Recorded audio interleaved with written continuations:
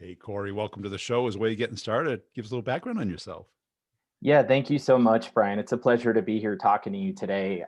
Bit of a background on myself.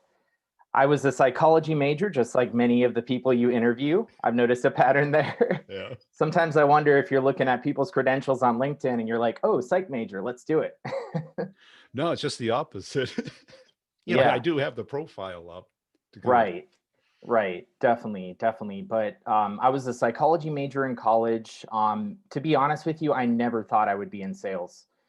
If you saw me growing up and you told me that one day you were going to be in sales, I wouldn't believe you. And that was because I was a total introvert, completely shy. And I think part of that was my perception of sales. My perception was you have to be this extroverted, really aggressive in your face type of person. Soon I would find that that's definitely not how you want to be. And you know what I mean? And I majored in psychology, thought about going to grad school for counseling, took the GRE and everything. Didn't really score how I wanted to. And my father had always been in sales. Yeah, cool. He had always done pretty well, technology sales. And I looked up to him. So naturally, what do you do when you're not sure what you want to do next? You sort of follow in your father's footsteps. And that manifested in my first job at Enterprise Rent-A-Car, which That's quite um, quite common. They do a lot of college hiring, don't they?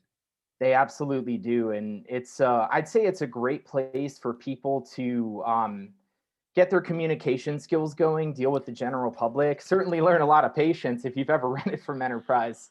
Well, I've rented a lot of cars, so I know Yeah, it's not always a friendly crowd. I can imagine. I can imagine. So you deal with all kinds of people. Many people don't realize this, but the reason it's such a good start for people getting into sales is the protection plans that you probably notice they try to sell The you every upsell, single time yeah. you rent a car. And obviously, that's very different from the B2B sales that I do today, but it was a great foundation for me getting to learn how to talk to people, learn how to communicate, figure out what works for, getting people engaged and selling to their emotions instead of logic. Because let's be honest, most people have an insurance policy already. The only way you're going to get them moving in that direction is if you get some emotion involved. So that was a really powerful step for me in my career. Definitely. And I see neuro linguistics programming certification. Is that a passion or? Oh, absolutely. I love NLP, and are you familiar with NLP? Oh yeah. Oh yeah, I love it. I'll put it this way, when I left college for psychology, even though I got into sales, I never let the psychology go. The books that I would be reading were NLP, personal development, all kinds of things. And also another field related to NLP that I've studied quite extensively that someone might ask, what does that have to do with sales, is actually hypnosis. Yep. And there's a couple of things I've taken from that I'd be more than happy to share with you today. But I did the NLP thing because I've always been passionate about helping people. I think that's really the one of the key values I brought to the table as a seller. I do like to make money just like everyone else. I always sometimes find that interview question kind of cliche, like, why do you want to get into sales? And they kind of expect you to say, oh, I want to make a lot of money. I mean, everyone wants to make a lot of money, in my opinion. But it's what's the driving force underneath that. And for me, it's really talking to people and helping people. And when I feel like I'm making a difference, that gets me charged up. That gets me Yeah. excited and further invested. And I've implemented NLP into mainly the communication, the way I talk to clients. I do a good job of trying to get into rapport with them, just trying to enter their model of the world, the way they see the world, the best that I can, to really frame myself as a partner that's really with them for a mutually beneficial relationship. So that's kind of the biggest thing I've taken from NLP, but I also use it on myself. I also use it to get my Right. mindset right. And, inner game, in my opinion, is one of the biggest things that I see a lot of sellers miss. They Completely. might, you know what I mean? They might take the role too seriously, let that affect their identity and everything. And I feel like I've done a decent job of separating the two, the role and my identity itself and protecting it. And that's allowed me to show up into, situations where I don't know the outcome, which is kind of an everyday reality of sales. and enter them confidently so I could show up as my best self and find a way to reach the outcome that I'm looking to achieve. Well, let's build off of that because NLP, one of the major contributors was a hypnotist, Ericksonian Abs- hypnotist. Yeah. Absolutely. And I had an NLP expert on the dating side on the show. I'm trying to remember Jeff Ross. Do you know him? Or Ross Jeffries, I Ross think you're. Jeffries. You're right. I am familiar. Yeah, he created something called speed seduction, I believe, which Yeah. was kind of a combination of neurolinguistic programming and hypnotherapy conversationally, you know? Right. And he was the character Tom Cruise played in that movie. I'm trying to remember it with the frogs that came down like rain. Yeah, I can't remember the name either. Maybe it'll come to us later. Yeah, begin with an M, I think. But anyways, how have you applied hypnotism to sales? Well, I get out a pocket watch in every call and I hypnotize my client into buying. The little spinning kaleidoscope. No, on the real, I really do more the conversational type of hypnotherapy, which, as you said, and that's awesome, you're familiar, Ericksonian hypnotherapy, which was Yeah, created off of one of the greatest psychologists and hypnotherapists on the planet, Milton H. Erickson. yeah. And some of the biggest pieces I've taken from Ericksonian hypnosis, one of the biggest ones is a core principle of that modality, and it's utilization. So, utilizing what someone says in a conversation in the way you communicate to them. And what does that do? It increases rapport, it increases connection. It helps them see you as someone who sort of gets them. And at that point, you can really position yourself better as a trusted advisor. And I just got the realization that that outward mindset. I'm probably thinking that maybe NLP is something that could really help reps do that, because I got a lot of reps in my course that struggle with that, how to think like the other person, Hmm. because that's the most rapport building, right? Because you start using their words, their modalities, and you start to connect with them instead of having them come meet you, which doesn't work that well. Right, exactly. I think that is definitely a huge challenge. I do my best to overcome that challenge, and the utilization helps a lot. And in order for me to utilize people's language, I have to be fully present. I can't Yeah, be sitting here thinking about what I'm going playing to with your say phone. next. Yeah, You know what I mean? And that's like, I may not seem like it now, but that's where like the core introvert inside me comes into handy, because I previously, before sales, I was always a really good listener. I would always pay attention to the key details. And that's another NLP principle called sensory acuity, or yeah, situational awareness. awareness. Yeah. If you have your camera on, we're on a sales call, and I see you getting uncomfortable based on something I said, I can really try to either elicit what's making you feel that way and try to correct course and change in a different direction where it goes smoother, or I can find a way to professionally bring it up and decide to pivot the conversation in another way. So I think it takes a lot of presence, and that took me a long time to learn, because when you first get into sales, as you know, I the first B2B sales job I ever had was, like many people, an SDR, Yeah. working for a web development agency, making 80 dials a day, and we had that power dialer thing from inside sales. So it was like I couldn't even take a breath before the next call. I was like exhausted. It felt like I was running a marathon by the end of the day. Yeah. Now, let's go back to like, did you consider yourself an introvert or were you just shy or both? I think it was a combination of both. I was definitely shy when I was younger, and I think that's partially what drew me to psychology and personal development, because I was You always didn't want to looking be shy. for. Right. I was like, so how do I overcome this? It seems like people Yes. have done it. Tony Robbins was the first Yeah. person I came across that really helped me change that, start to look at myself in a different way and kind of audit my life and say, like, look, what patterns am I running here that are leading me to be this way? And that definitely helped even before I started to learn some of the communication things of NLP and stuff like that.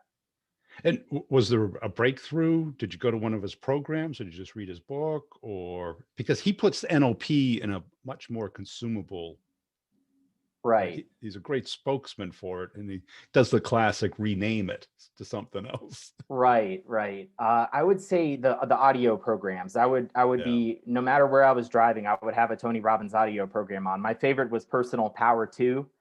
And that just skyrocketed my confidence. It got me asking better questions. It got me interrupting my own patterns.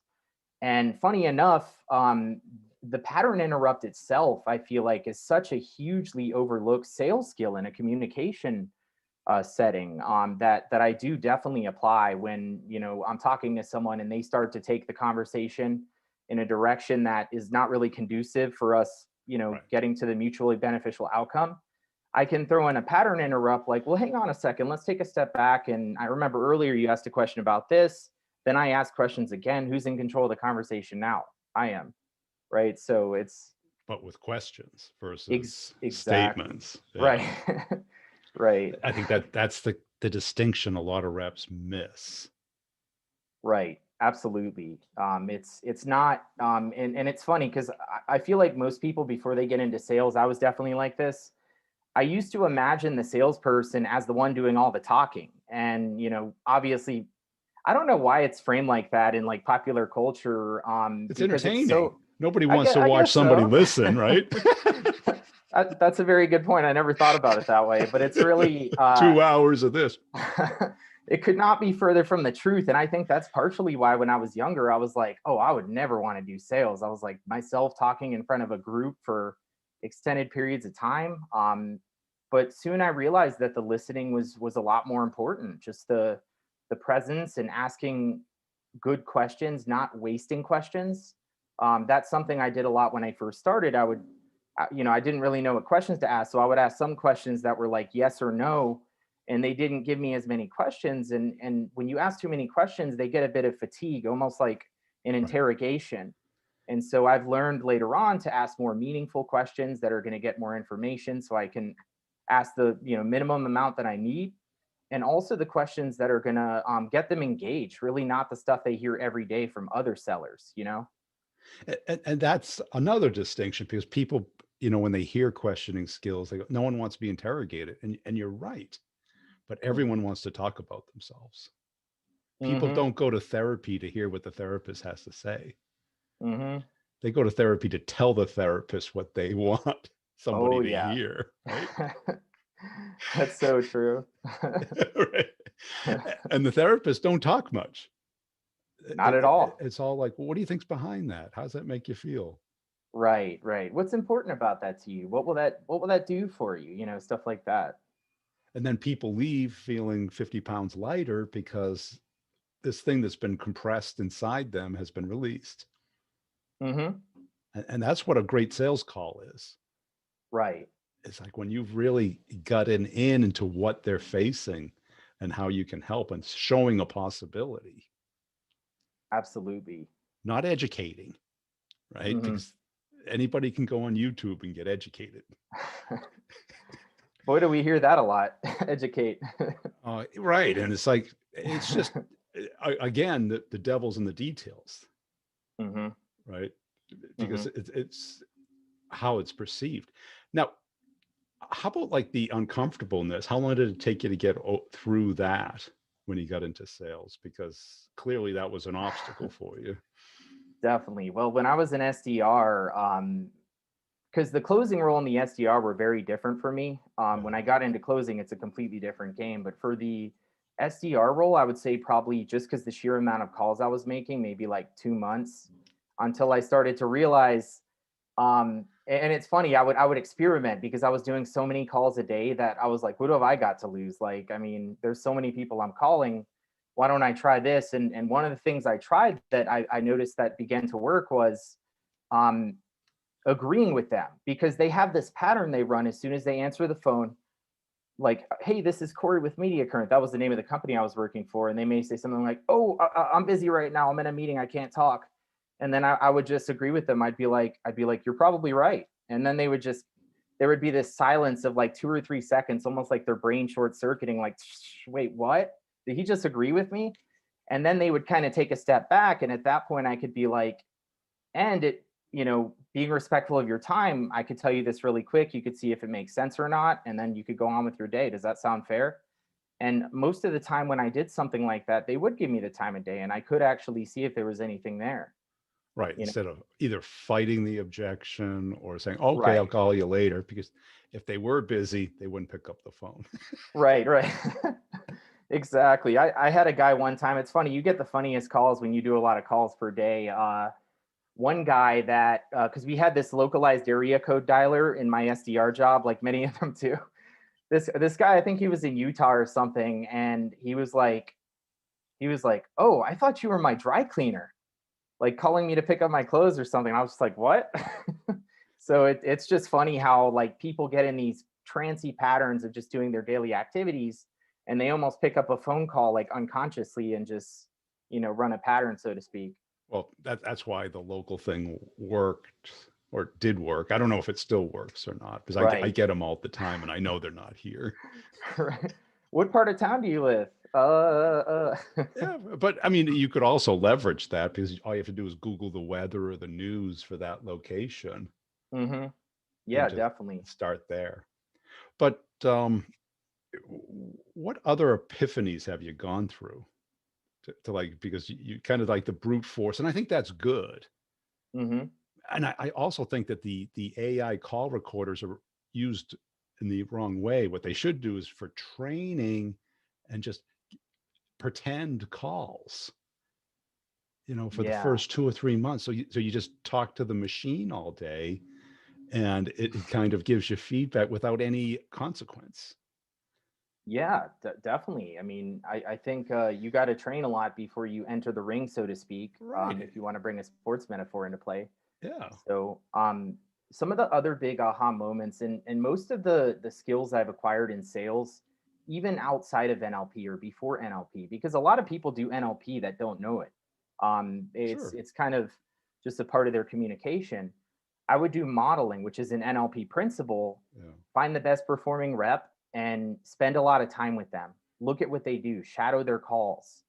That was a huge turning point for me because my goal with that wasn't to become them. It was Right. to acquire the skills that they have that work that could fit in with my model of the world, the way I see the world, so I'm congruent and make it mine. And some of the biggest things there was establishing context really early on, which kind of goes into control of the conversation. So how you introduce yourself and the purpose of the call, but not doing it in a boring way. Some of the best reps that I modeled were people who were getting the prospects excited and engaged, and I dare I say they would inject playfulness into the conversation.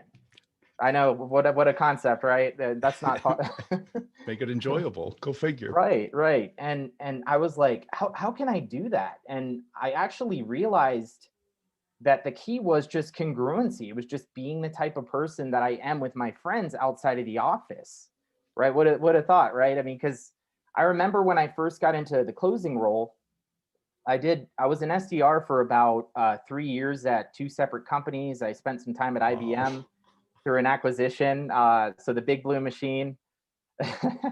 And that was quite the experience. I learned a ton there. But when I entered a closing role, what I noticed, because I was a part of a new team, and it's the same company I work for now called Akamai Technologies. We're one of the Yep. largest cloud delivery platforms on the planet. And I noticed that a lot of the reps were having this persona when they were on the call with customers. They would Sales be a voice. certain way, like, Yeah. hey, this is Corey Zender with Akamai. The purpose of today's call is Call gonna, is. you know, and like, but then you talk to them after the call, and they're like, yeah, man, what's up, and I'm just like, that's not congruent. So I was like, let me try just being the same person off of the phone that I am on the phone, and I noticed that that really started to naturally establish rapport. It's not like I was doing anything tricky to get it. I mean, I was just being friendly and empathetic, and most importantly, present. Having an outcome in mind, but not making that so apparent that I'm subcommunicating desperation. Like Yeah, I it. mean, I call it the rep zone, where you have the rep voice. And the Right. problem is the customer or the prospect puts you in the rep zone. Hmm. And once you're in there, you can't get out because you're a rep. It's all about you. And they're thinking, do I need it or not? Most likely not. Right. Right. That's so But true. but you use that model of why don't I just think the way I do when I do engage people, i.e., your friends. Mhm. Your friends think you're interesting, or they wouldn't be your friends, right? Mhm. Mhm. It works. Why does it work? You're relaxed, you're confident, you're engaging, you show interest in them. Right. Exactly. I know what a concept, right? It's funny. They're so simple. Some of the most powerful sales techniques are so simple when you break them down. Yeah. And you'll see managers do it too. You'll be like out in the parking lot before a meeting and they'll be like fun and easygoing. And then they tighten their tie up and they talk in the corporate speak and everyone gets turned off. Right, right, exactly. It's just being a human being, being someone who is like them, someone that they want to do business with, and that's the big key with market saturation in certain fields is what makes you different. Because it's great to have an awesome product. That's always helpful that you believe in, but it's also great to be able to create an experience on calls. And I don't mean like the type of experience like when they're trying to sell you a timeshare. I just Right. mean like just a different experience, whether that be always turning on the camera, which I've noticed encourages them to do it, Yep. or just starting off the call differently, like, hey, so we're obviously talking for a reason. How can I help you today? That's something they're not used to hearing. Most people are like, oh, the purpose of today's call is, you know, Well, that's it. And, I was interviewing a startup guy and he would always talk about what he had for breakfast. really. Yeah. It, not because he wanted to talk about food, but everyone eats breakfast or everyone eats, Right. right? And most people enjoy a cup of coffee and he likes a croissant.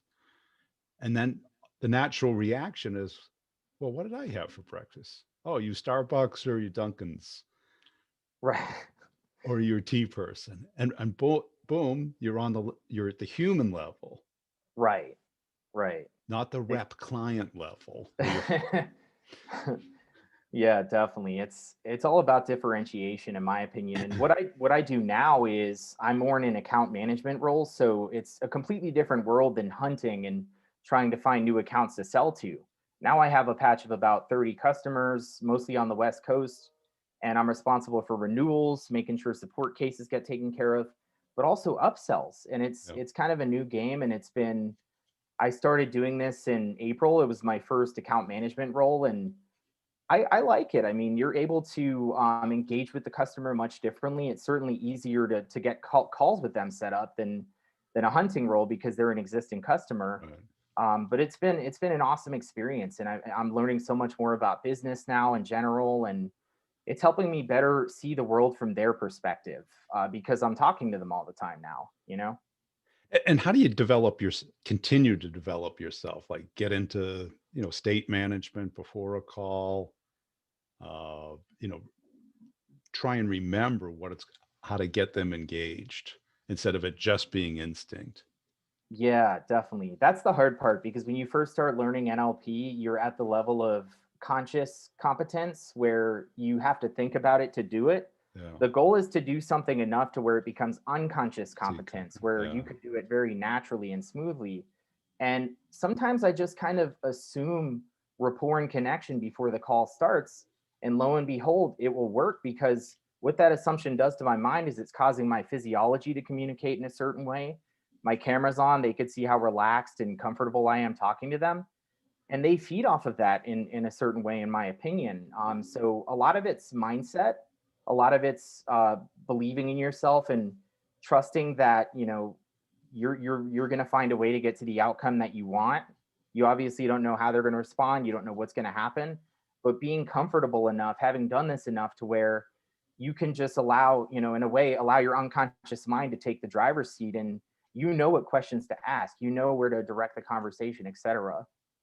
That's kind of the way I see it, is to do it in unconscious process, and also just being humble. Like I've been a top performer in a lot of roles, but that definitely wasn't always the case. I mean, when I first started closing, I was like, man, this is a lot harder than I thought it was. And I had a I'll never forget my first deal. Obviously, most reps do. And I think I've heard you talk about like don't necessarily celebrate the first deal too much, like give recognition, but you know, ask them like, what'd you learn from that? You know, how can we find a way to implement that in other ways? And I've never let that get to my head. Like I'll never view myself as being better than anyone. I feel like I could learn something from anybody, whether that be the prospect or another rep on my team that maybe they're not doing as well as me a particular quarter, because the next quarter they might be shooting the lights out and doing fantastic. So that's kind of the mindset I've had, is just being a lifelong learner and really trying to make these quote unquote skills a part of just who I am, so Yeah. that they're natural. And when you see other reps, what do you see them doing wrong most of the time? What Yeah, things they could do better? there's a couple of things really. I think sometimes they get too caught up in product that they forget the communication piece. Yeah. What I notice a lot is reps losing control of the conversation, especially in my role today. You might be talking with a procurement person in a negotiation scenario, and they could hit you with three questions in a row. Like you got to do a pattern interrupt there. You got to stop that pattern so you can say, "Hang on a second, let's take these questions one at a time." You know, what was your first question? And then you go from there. But that's probably the biggest piece, is not maintaining control of the conversation. And then the second one with an account management role that I've seen is agreeing to everyone, never drawing a line in the sand, because obviously it's a mutually beneficial relationship. But what that means is there's something in it for you and there's something in it for the client. And if they're trying to push too hard, you gotta try to professionally ask for something in return. And I noticed that, some reps don't do that. I mean, they're learning, but it's just those are key pieces right there, as you know. Well, that's a huge trap because when they ask for something, that is the best time for you to ask for something. Because if you get that reciprocation expires very quickly after you've given it to them. Oh yeah. Oh yeah, you got that right. It's Then you're like, hey, remember I did all this stuff for you? It's like, well, that's your job, right? oh yeah. Yeah, they're some of the best salespeople out there, procurement people, especially some of the more experienced ones. I mean, shoot, when I'm on calls with them, I'm mentally taking notes. I'm like, wait, you said this and it had this effect on me. There's stuff you could learn Well, there. that's the only fun they get. That's so true. That's so true. Cool. Hey, it's been a fun conversation. Where can people go to connect and follow you?